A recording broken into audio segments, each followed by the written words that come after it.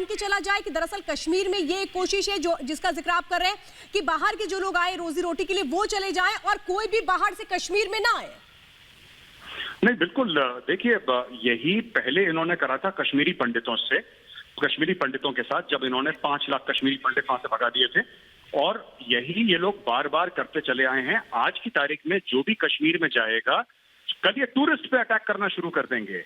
ये पहले सिविलियंस को इतना नहीं मारते थे, ये सिक्योरिटी फोर्सेस तक महदूद रहते थे। अब इन्होंने सिविलियंस को अटैक करना शुरू कर दिया है। तो अगर किसी को भी शक है कि ये टेररिज्म है कि नहीं, तो मैं उनको बता दूं कि मासूमों की हत्या करना, जिनका कोई लेना देना नहीं है, जो बिहार से आया है, उत्तर प्रदेश से अपनी रोजी रोटी कमाने के लिए, अगर आप उसको अटैक कर रहे हैं, उसको जान से मार रहे हैं, ये एक ऐसा सीन क्रिएट या एक ऐसा सेंसिटाइजेशन करने की कोशिश कर रहे हैं या एक ऐसा माहौल फैलाने की कोशिश कर रहे हैं कि अगर जम्मू कश्मीर में भारत के किसी भी और प्रदेश का आदमी सेफ नहीं है।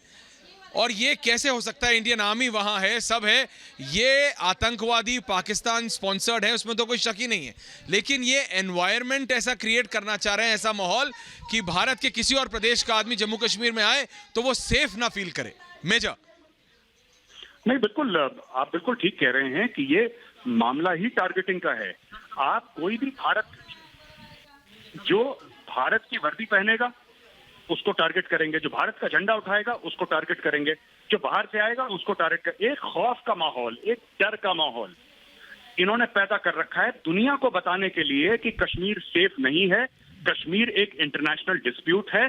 कश्मीर भारत और पाकिस्तान के बीच में डिस्प्यूटेड एरिया है और इसमें पाकिस्तान का हक है। पाकिस्तानी फौज में इतनी हिम्मत नहीं है कि पाकिस्तानी फौज खुद आके वहां से लड़े। It is impossible for the Pakistani army to fight. So Pakistan sends its terrorist, Pakistan Lashkar वाले लोग भेजता है, जैश वाले लोग भेजता है। नहीं, लेकिन ये जो एक डिवाइड क्रिएट करने की एक कोशिश हो रही है दोबारा जम्मू कश्मीर के लोगों और भारत के अन्य प्रदेशों से जो लोग हैं, क्योंकि आइडेंटिफाई किया जाता है। मेजर, आप प्लीज मेजर को भी आप मतलब ऑनर रखिए, मेजर की भी फोनो प्लेट।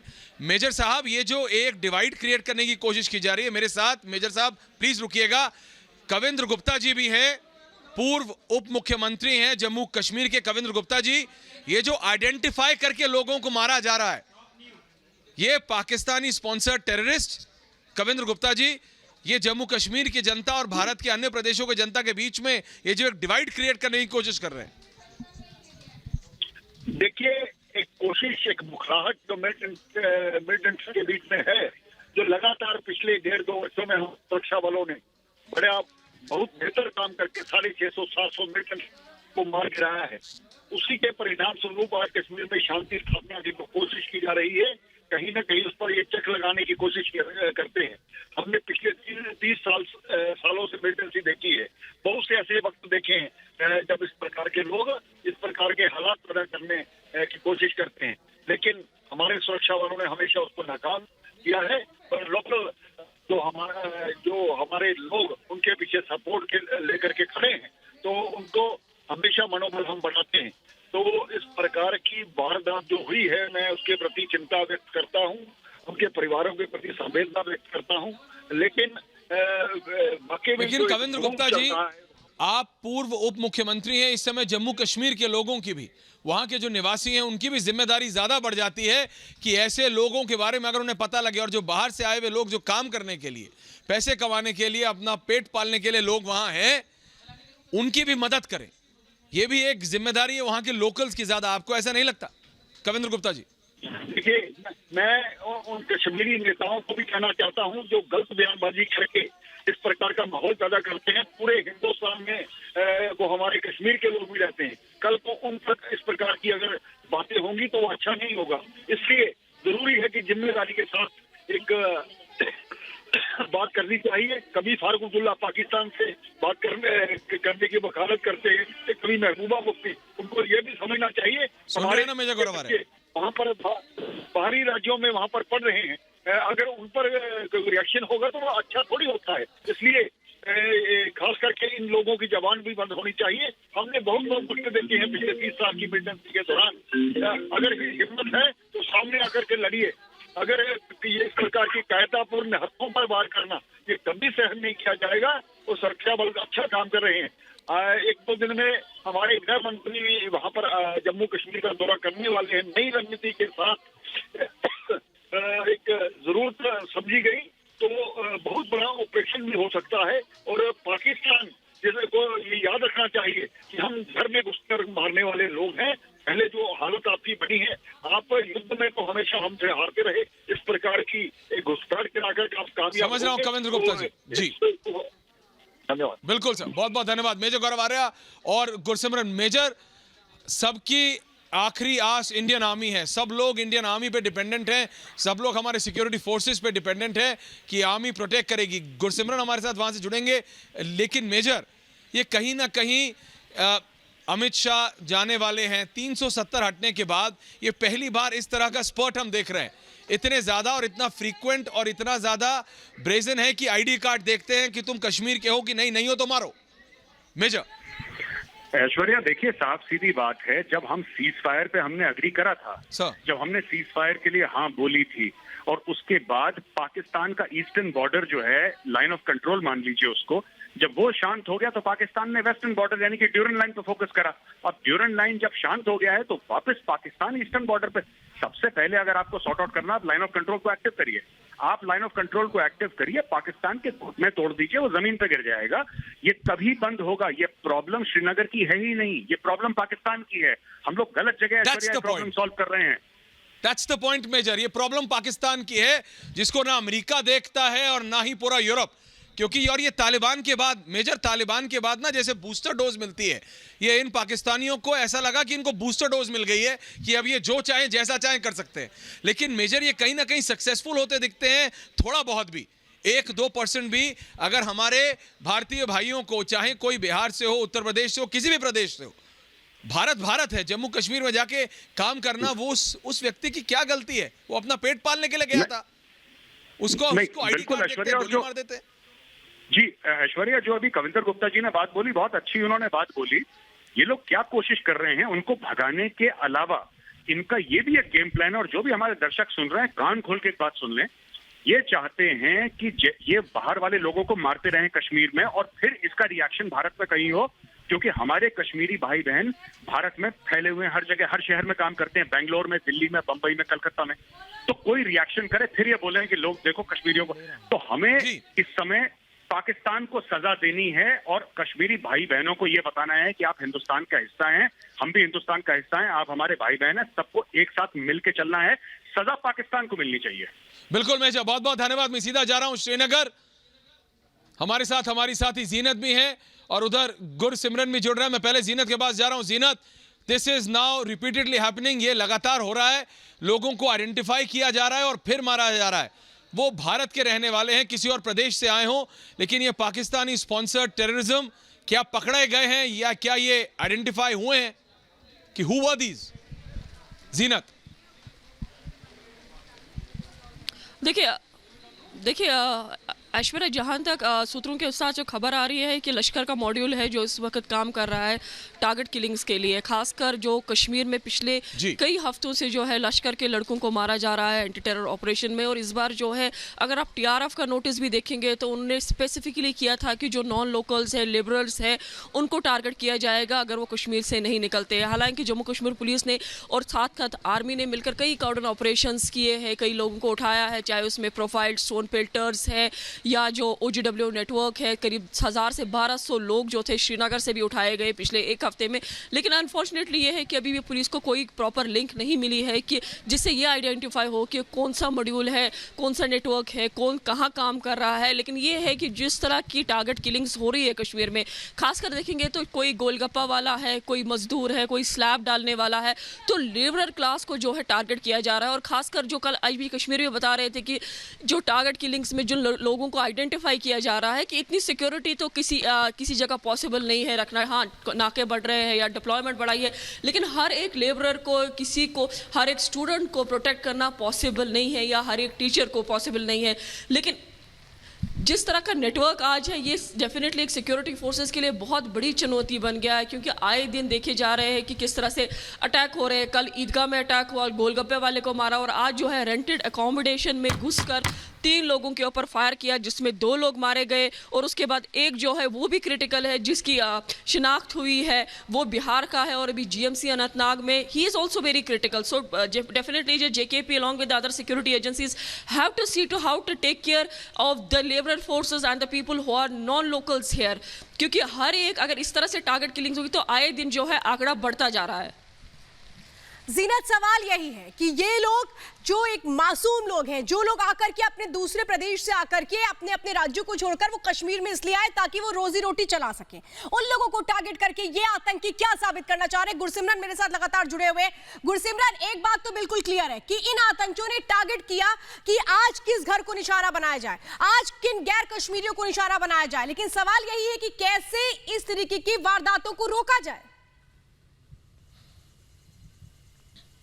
देखिए, निश्चित तौर पर ये बहुत बड़ा सवाल है कि आखिरकार किस तरह इन वारदातों को रोका जाए, क्योंकि लोगों में एक डर का जो माहौल है वो बन रहा है और वो सबसे जो है गलत संदेश जा रहा है, क्योंकि आतंकी भी यही चाहते हैं. अब ऐश्वर्या ने बात की थी कि आखिरकार ये मॉड्यूल काम कैसे कर रहा है. देखिए, NIA की रेड्स में ये बिल्कुल साफ हो गया था कि जो TRF का कमांडर है सजाद गुल, वो पाकिस्तान अधिकृत जम्मू कश्मीर में बैठकर इन आतंकी हमलों को अंजाम दे रहा है. इसी के चलते जो 2 गिरफ्तारियां हुई थी दक्षिण कश्मीर से, वो इसी के मॉड्यूल्स पर काम कर रहे थे. श्रीनगर में जब 12 से 13 जगह पर NIA की तरफ से छापेमारी की गई, 5 और 4 9 लोगों को जब हिरासत में लिया गया कश्मीर घाटी के अलग अलग हिस्सों से, तो जो नया एक केस NIA की तरफ से रजिस्टर किया गया तो उसमें यह सामने निकल कर आया कि किस तरह सिविलियन किलिंग्स के मॉड्यूल को पाकिस्तान अधिकृत जम्मू कश्मीर में बैठा सजाद गुल चला रहा है, जो कि कश्मीर का रहने वाला है, श्रीनगर का, लेकिन इस वक्त पाकिस्तान अधिकृत जम्मू कश्मीर में बैठकर आतंक के इस नए नेटवर्क को चला रहा है और सिविलियन किलिंग्स के लिए लगातार वहां से सोशल मीडिया ऐप्स के जरिए अपने जो प्यादे हैं उनको डायरेक्शंस दे रहा है. दूसरी सबसे बड़ी चुनौती ये है कि ये जो सिविलियन किलिंग्स है ये हाइब्रिड आतंकी कर रहे हैं. हाइब्रिड आतंकी वो हैं जो ओवरग्राउंड वर्कर्स हैं, जो खामोशी से पर्दे के पीछे से आतंकियों के लिए काम करते हैं, लेकिन जब इस तरह के हमलों को अंजाम देना होता है तो वो एक छोटी पिस्टल उठाते हैं, जाते हैं, एक सिविलियन की किलिंग करते हैं और उसके बाद वो हम आप जैसे आम लोगों में शामिल हो जाते हैं और इसीलिए सुरक्षा बलों को सबसे ज्यादा चुनौती का सामना भी करना पड़ रहा है. गुरसिमरन, आप बहुत बड़ी बात भी यहाँ पर बता रहे हैं कि किस तरीके से देखिए छोटी सी पिस्टल लेकर जाते हैं और यहाँ पर इस तरीके से सिविलियंस को निशाना बनाते हैं. जीनत हमारे साथ लगातार बनी हुई है. जीनत, जिस तरीके से ये हो रहा है, पूरा मॉड्यूल यहाँ पर तैयार किया गया है और ये सीमा पार से तैयार हो रहा है, ये भी साफ है, लेकिन जिस तरीके से तैयार हो रहा है कि छोटी पिस्टल लेकर जाते हैं, पूरे दिन अपना काम करते हैं, उसके बाद पार्ट टाइम टेररिस्ट इनको कह सकते हैं, तो ये क्या इसलिए हो रहा है कि बड़े जो आतंकी गुट है वो उनको और पाकिस्तान को जिम्मेदारी लेने से बचाया जा सके? क्योंकि आप देखिए बड़ी चीजों का इस्तेमाल नहीं किया जा रहा, छोटे छोटे हथियार लेके जाते हैं, आधा अपना काम करते हैं, आधे टाइम में इस तरीके की वारदातों को अंजाम देते हैं. जीनत,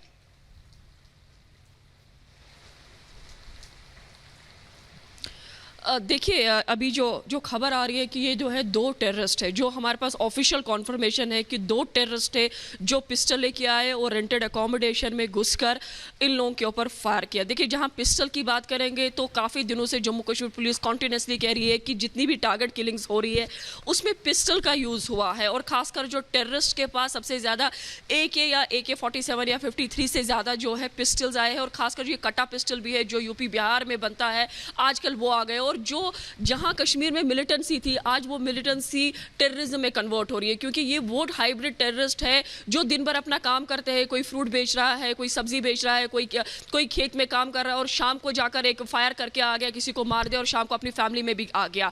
तो उसके बाद फैमिलीज बाहर आके बोलती है कि भाई हमारे लोग जो थे वो तो घर पे थे, ऐसे कैसे JKP ने कॉर्डन लगाया, किस तरह से डर का माहौल बनाने की कोशिश हो रही है. ये साफ नजर आता है किस तरीके से जब आतंकियों पर लगातार उनको घेरा जा रहा है, उसके बाद ये एक बौखलाहट है जो हमें देखने को मिल रही है.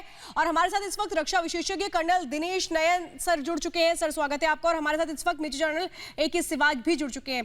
मेजर जनरल AK सिवाज जी, मैं आपसे सर समझना चाहती हूँ, क्या दहशत फैला करके अब ये कोशिश हो रही है कि कश्मीर में बाहर के लोग ना आए और जो बाहर के लोग हैं वो कश्मीर छोड़ करके चले जाएं? बिल्कुल, आपने बिल्कुल ठीक बोला. देखो, ये एक हाइब्रिड वॉरफेयर है.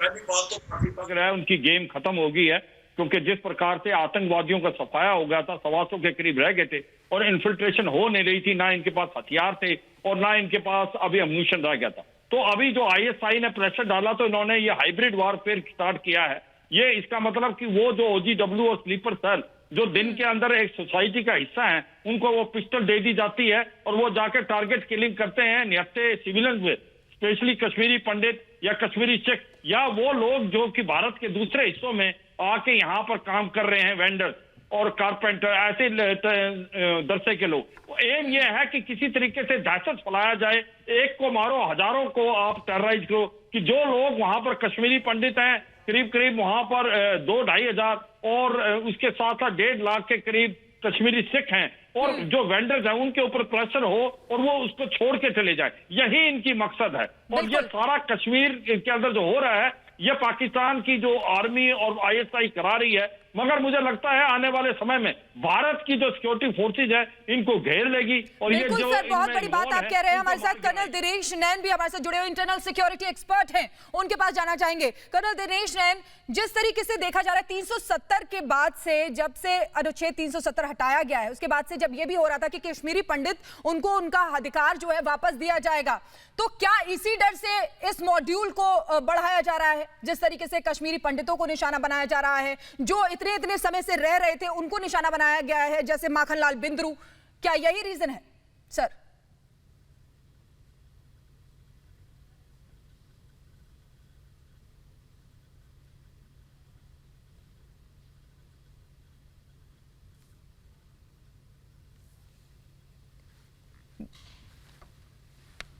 चलिए, उनके पास आवाज नहीं पहुंच पा रही, लेकिन एके सिवाच सर हमारे साथ जुड़े हुए हैं, उनसे भी मैं यही सवाल करना चाहूंगी। सर, आपने सवाल सुना होगा कि किस तरीके से अनुच्छेद 370 हटने के बाद से वहां पर जो शांति का माहौल था, जो कश्मीरियों की जिंदगी थी वो पटरी पर आ रही थी, उसको हटाने की कोशिश की जा रही है क्या?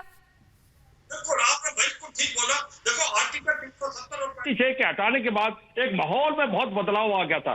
वहां पर एक प्रकार से डेमोक्रेसी थी, पूरे पीडीपी जो आपके डिस्ट्रिक्ट डेवलपमेंट काउंसिल और पंचायत इलेक्शन हुए, उसके बाद ग्रास रूट लेवल पे डेमोक्रेसी आ गई। टूरिज्म एक रिकॉर्ड टाइम हुआ था इस साल, और उसी के बाद इंडस्ट्री वहां लगने लगी थी, कॉलेजेस बनने थे, मेडिकल कॉलेज, इंजीनियरिंग कॉलेज। ऐसे में मुझे लगता है कि पाकिस्तान की आर्मी बुकराई हुई थी। पाकिस्तान की जो आईएसआई और डीप स्टेट वो चाहती है कि अगर ऐसा हुआ तो यहाँ पर बिल्कुल ही अमन और शांति आ जाएगी, और वो ये नहीं चाहती, क्योंकि वो तो फिर उनकी जो गेम प्लान पूरी खत्म हो जाएगी। यही नहीं कि अभी हम बातचीत करने लगे थे पाकिस्तान ऑक्यूपाइड कश्मीर और गिलगिट बाल्टिस्तान की, क्योंकि अभी ये उनको कभी तो श्रीनगर के ख्वाब लेते थे, आज उनको मुजफ्फराबाद का डर है। तो ये ऐसे में ये इन्होंने हाइब्रिड वॉरफेयर जो किया है, कश्मीरी पंडित, कश्मीरी सिख और जो बाकी स्टेट से जो लोग अपना काम कर रहे थे उनको टारगेट किया। पर मुझे लगता नहीं ये गेम ज्यादा दिन चलेगी, और ये हमारी सिक्योरिटी फोर्सेस इनको मार गिराएगी। बिल्कुल, आप सर सही कह रहे हैं, ये जो गेम है ये ज्यादा दिन नहीं चलेगी, और इसीलिए देखिए लगातार जो जवाब दिया जा रहा है, जो बड़ी कार्रवाइयां हो रही हैं आतंकियों के खिलाफ, ये बता रही हैं कि अगर देश की तरफ जो भी आंखें उठा करके देखेगा उसका अंजाम क्या होगा। बहुत बहुत धन्यवाद सर हमारे साथ जुड़ने के लिए।